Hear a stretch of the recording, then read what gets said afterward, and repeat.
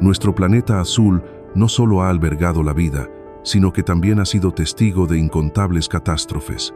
Meteoritos que irrumpieron desde el vacío, tormentas solares que incendiaron el cielo, volcanes que escupieron fuego con furia desmedida, océanos que hervían y terremotos que desgarraban la corteza terrestre. En la mayoría de los casos, estos desastres dejaron cicatrices menores en la larga travesía de la evolución. Sin embargo, en ocasiones excepcionales, la magnitud fue tan brutal que la vida misma se tambaleó y la Tierra entera se transformó en un cementerio descomunal. Los científicos han identificado alrededor de 31 episodios de extinción masiva a lo largo de la historia del planeta. Entre ellos, 5 destacan por su escala y devastación, conocidos con solemnidad como las 5 grandes extinciones. Cada una acabó con al menos la mitad de las especies vivas. Dentro de estas, la más recordada por el público es la que marcó el fin del reinado de los dinosaurios, cuando un asteroide gigantesco se precipitó sobre la Tierra y puso fin a una era que había durado millones de años. Aquella colisión acabó con aproximadamente 3/4 partes de la vida y suele considerarse como el mayor de los horrores. Pero la realidad es distinta. Entre las 5 grandes tragedias, ese impacto nunca fue el más mortífero. Hubo otro cataclismo, silencioso en su inicio pero mucho más feroz, que barrió la vida con tal profundidad que la naturaleza tardó 5 veces más en recuperarse por completo. Y fue este evento, y no la caída del asteroide, el que quedó grabado como la Gran Muerte en los anales de la historia de la vida. Este fue el evento de extinción Pérmico-Triásico, conocido con un nombre que hiela la sangre, la Gran Muerte.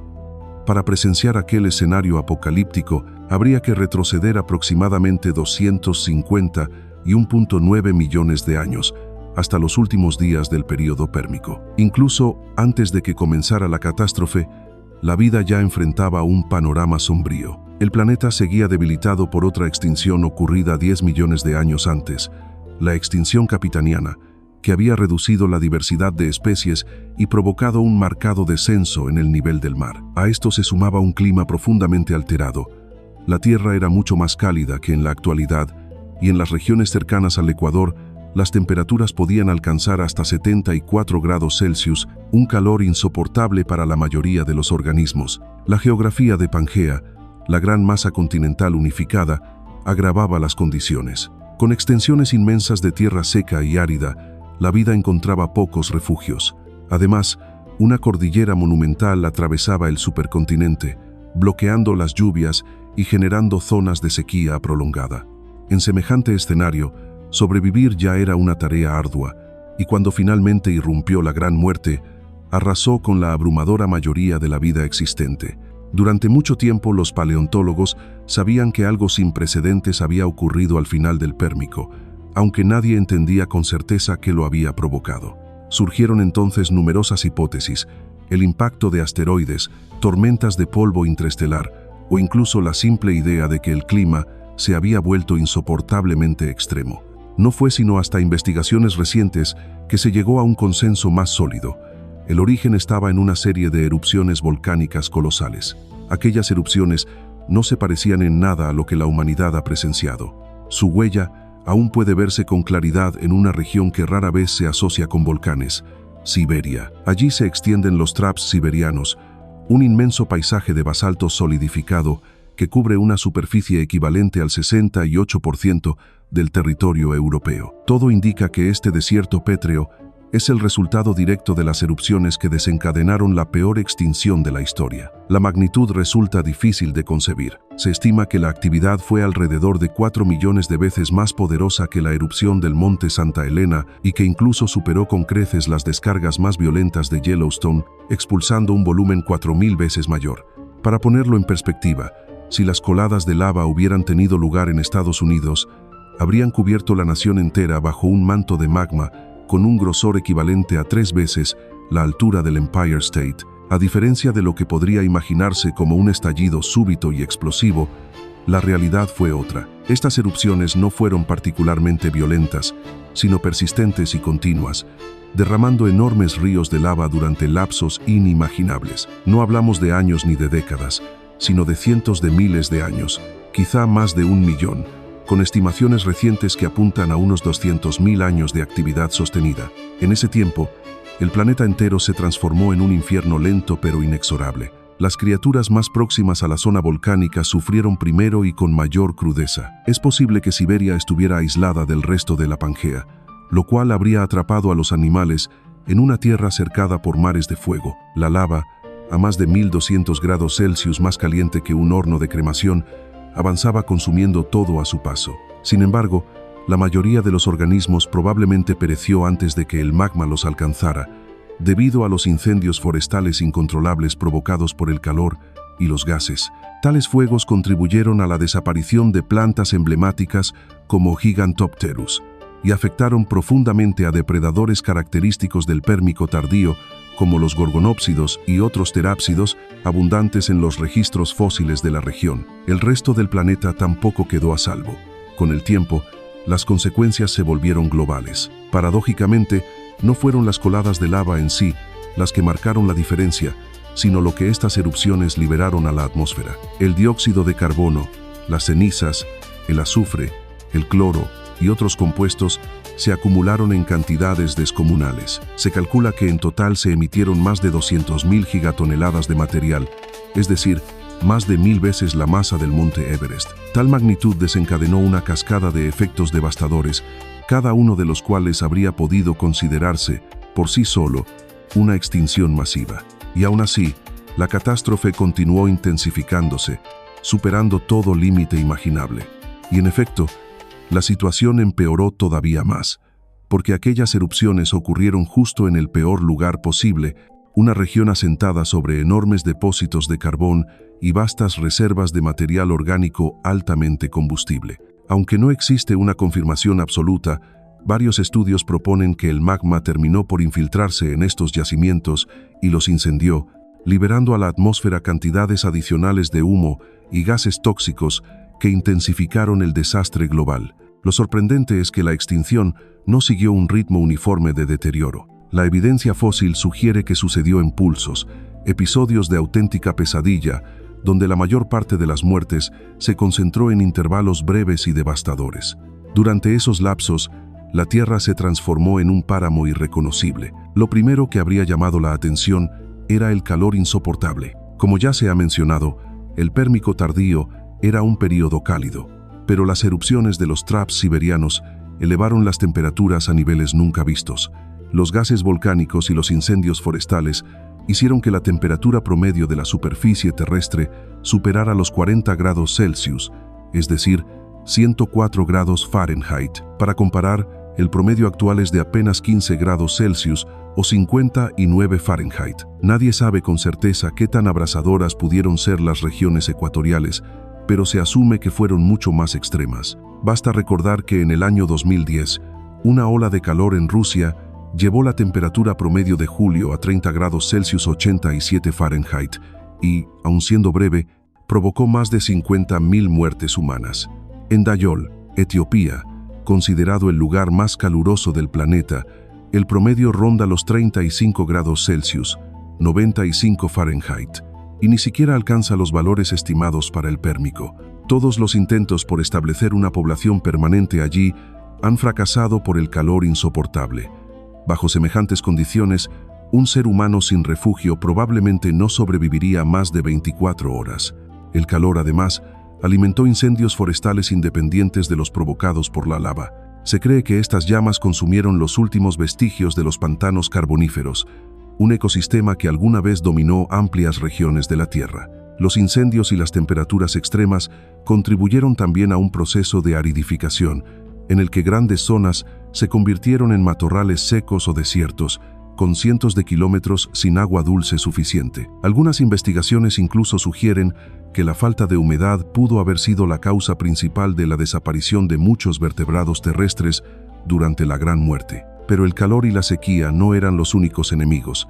La atmósfera se saturó de gases nocivos que fueron reduciendo la disponibilidad de oxígeno. Al final del Pérmico, la concentración cayó hasta un 15%, cuando hoy se mantiene en un 21%. Basta una disminución al 19,5% para que los humanos sufran deficiencia de oxígeno, por lo que estas cifras habrían sido peligrosas incluso para nosotros. Para los animales del Pérmico el panorama era aún más grave, ya que muchos estaban acostumbrados a niveles mucho más altos.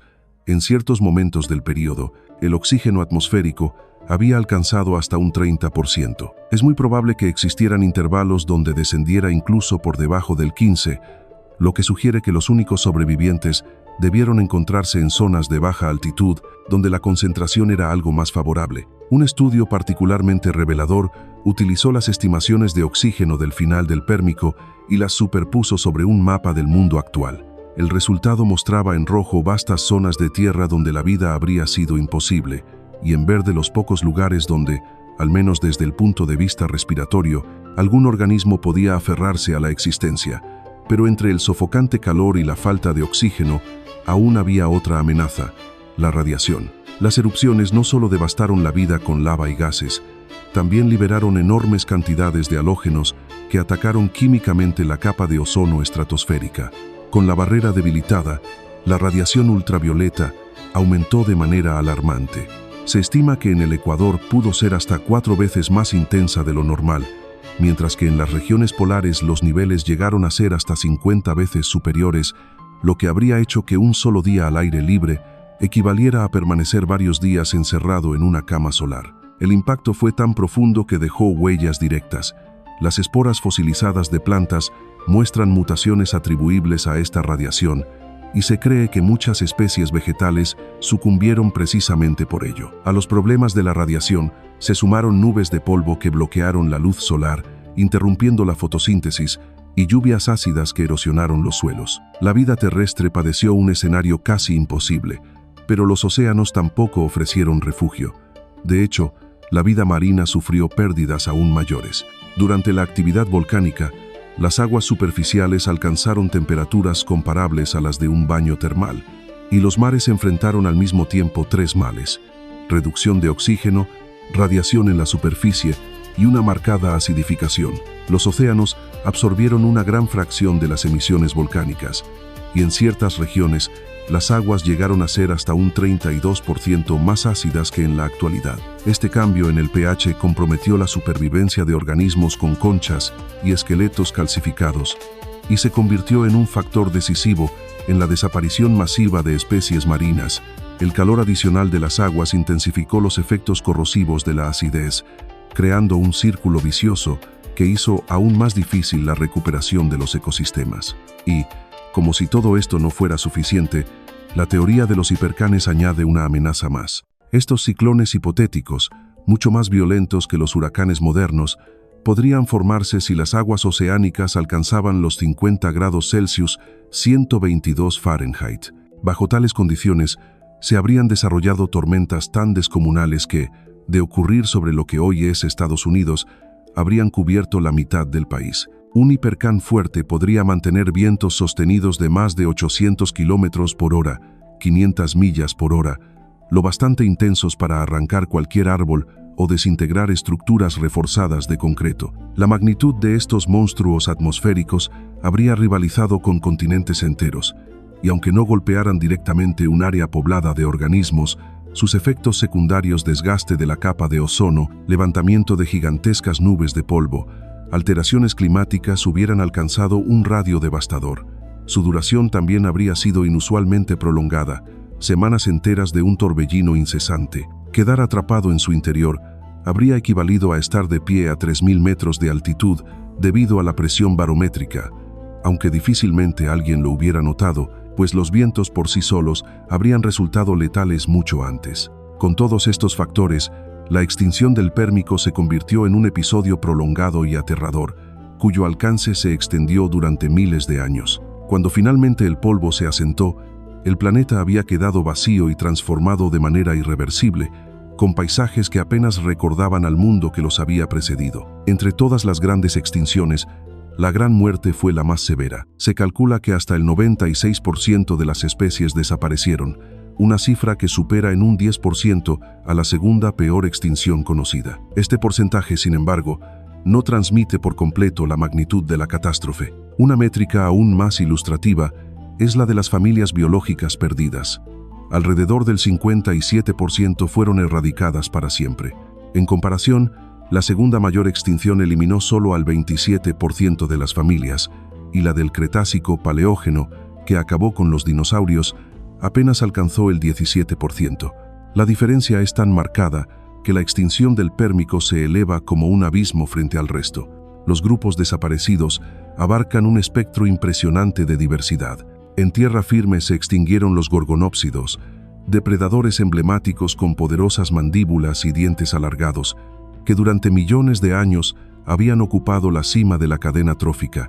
También desaparecieron insectos colosales del orden Meganisoptera, parientes gigantes de las libélulas modernas, capaces de dominar los cielos con alas que alcanzaban hasta 70 centímetros de envergadura. Junto a ellos se perdieron varias familias de temnospóndilos, anfibios de gran tamaño que habían prosperado en los pantanos del Pérmico, así como innumerables ramas de terápsidos, los antepasados más directos de los mamíferos.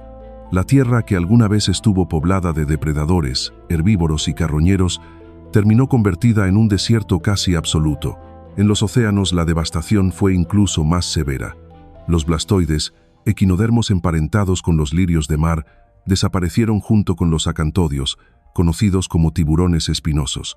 Se extinguieron también los escorpiones marinos, que en épocas anteriores habían sido depredadores dominantes en los mares primitivos, y con ellos se perdió uno de los linajes más emblemáticos de la historia de la vida, los trilobites. Estos artrópodos habían resistido por más de 250 millones de años, atravesando con éxito 2 extinciones masivas previas y diversificándose en más de 22.000 especies.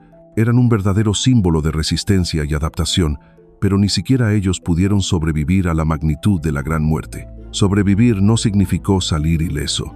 La mayoría de los grupos que lograron persistir lo hicieron pagando un precio altísimo. En muchos casos, más del 95% de las especies de cada linaje se extinguieron, dejando solo unos cuantos representantes dispersos. Algunos grupos sobrevivieron únicamente de manera temporal, debilitados hasta tal punto que la extinción definitiva llegó poco después. Ese fue el destino de los Cetothanatidae, una familia particularmente exitosa en el Pérmico tardío. Tras el evento quedaron reducidos a unos pocos géneros de pequeño tamaño y menor diversidad. Persistieron durante 3 o 4 millones de años adicionales, pero jamás recuperaron su antiguo esplendor. Para muchos paleontólogos, este linaje representa un claro ejemplo de cómo incluso los sobrevivientes podían estar condenados desde el inicio. En medio de tanta ruina, un puñado de especies halló la manera de prosperar. El caso más emblemático es el del Lystrosaurus, un dicinodonte de aspecto modesto, con un cuerpo robusto y colmillos cortos. Estuvo al borde de la desaparición como la mayoría, pero contaba con 2 ventajas cruciales: la capacidad de excavar y probablemente de entrar en estados de hibernación. Estas adaptaciones le permitieron resistir el calor abrasador, las sequías interminables y la escasez de oxígeno mejor que sus competidores. Cuando la catástrofe terminó y la Tierra quedó desprovista de rivales, el Lystrosaurus se expandió con rapidez sorprendente. En cuestión de pocos millones de años, se convirtió en el vertebrado dominante de Pangea durante el Triásico temprano. Los registros fósiles muestran que, en su apogeo, representaba hasta el 95% de todos los vertebrados terrestres, un nivel de dominio que ninguna otra criatura ha alcanzado jamás. Aunque su aspecto no era majestuoso, su éxito fue tal que muchos lo consideran, en cierto modo, el vertebrado más exitoso de la historia. Este dominio, sin embargo, no significaba que la vida hubiera regresado a la normalidad. La Gran Muerte dejó tras de sí un mundo abrasador, árido y profundamente dañado. Las condiciones extremas continuaron durante millones de años, y algunos estudios sugieren que episodios de extinción vinculados a las secuelas del Pérmico persistieron mucho tiempo después del cierre oficial del período. La magnitud de la Gran Muerte sobrepasó cualquier otra crisis conocida, y la vida necesitó cerca de 50 millones de años para recuperar la diversidad perdida. Durante todo el Triásico, los ecosistemas aún se encontraban en reconstrucción, reorganizando lentamente lo que había quedado tras el colapso. Los primeros 5 millones de años resultaron especialmente extraños: un planeta sin superdepredadores, un mundo en el que las cadenas tróficas carecían de vértices y donde los herbívoros vagaban sin la presión constante de cazadores dominantes. Con el paso de millones de años, nuevas formas de vida comenzaron a llenar los vacíos. Los océanos recuperaron gradualmente su riqueza, mientras que en tierra los arcosaurios, antecesores lejanos de cocodrilos y dinosaurios, empezaban a imponerse en los paisajes resecos de Pangea. La recuperación fue lenta, marcada por desequilibrios y adaptaciones insólitas, pero finalmente, al llegar el Jurásico temprano, la Tierra volvió a ser un planeta rebosante de criaturas, tan pleno que casi nada delataba la cicatriz abierta por aquella catástrofe.